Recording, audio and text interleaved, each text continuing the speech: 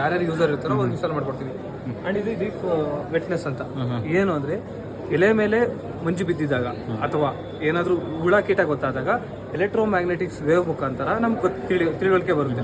Okay, ಈ ತರ ರೋಗ ಸ್ಟಾರ್ಟ್ ಆಗುತ್ತೆ ಮುನ್ಸೂಚನೆ 2-3 ರೈತರು ತಿಳ್ಕೊಂಡ್ಬಿಡ್ಬೋದು.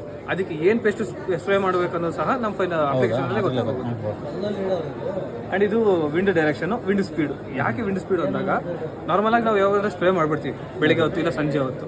ಗಾಳಿ ಏನಾದ್ರು ಬಂದಾಗ ವೇಸ್ಟ್ ಆಗುತ್ತೆ, ಅದು ಗಾಳಿಗೆ ಹೋಗುತ್ತೆ. ಅದ್ರ ನೀನು 1,000 ರೂಪಾಯಿ ಖರ್ಚು ಮಾಡೋದ್ರಲ್ಲಿ 2,000 ರೂಪಾಯಿ 3,000 ರೂಪಾಯಿ ಬೀಳೋದು. ಅದನ್ನ ಇಂಥ ಟೆಕ್ನಾಲಜಿನ ರೈತರು ಯೂಸ್ ಮಾಡಬೇಕು. ಇದು ನಮ್ಮ application soil master 1, soil master 2. ಇದು ನಾವು ಆಲೂಗಡ್ಡೆಗೆ ಇನ್ಸ್ಟಾಲ್ ಮಾಡಿರೋದು ಚಿಕ್ಕಬಳ್ಳಾಪುರದಲ್ಲಿ.